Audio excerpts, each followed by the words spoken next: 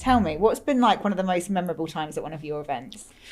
Most memorable times at one of my events.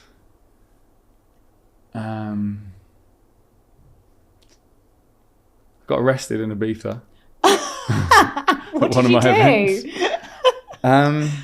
We did this was when I was doing the Mullet Over parties. We did a series of parties that were illegal.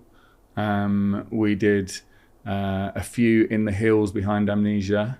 We found an amazing little finca with a really beautiful outdoor space, and we threw like a series of parties. I think there was a year that DC-10 was closed for a bit, and we just took over this like old finca, and I did it with my mate Sid Shanti out in Ibiza, and yeah, we put on some great parties, and we actually used to pay the Polizia Locale to like be on the door, so if the Guardia came or if anyone came and complained about the noise, the police would just have a little word, and they'd be our security, yeah. basically, and they were off duty, and you know, we'd give them a few quid, and we did this for, I think we did it for like 3 seasons, and on the end of the third season, the parties had got big. We were doing like 3,000, 4,000 people, and we had a site up in Portinac, which is right in the north of the island, and it was a lighthouse, and they used to do psytrance parties underneath this lighthouse in the 90s,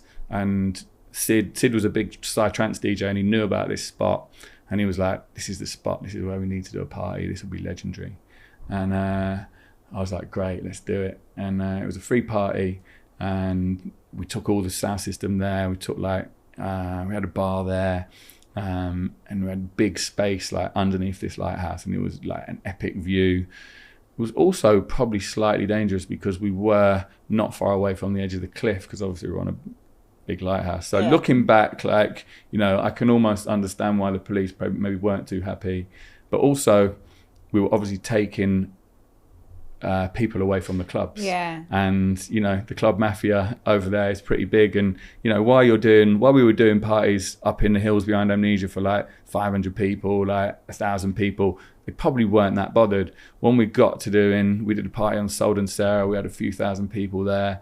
And once we got to that level where we were like taking a lot of people to places, I think they decided, okay, that's enough. And I remember it got to about 1:30 in the morning. I think Clive Henry was DJing, and all of a sudden like these jeeps of Garda Seville like turned up, and it was like one after the other, and there was quite a lot of people there already. There was probably about 1,000 people there, but there was loads more people coming, and I don't know who, but someone pointed me out as the organizer, or maybe they knew, I don't know, but they came up like literally straight away, arrested me, chucked me in the back of the jeep, and then drove me off to like San Antonio police station.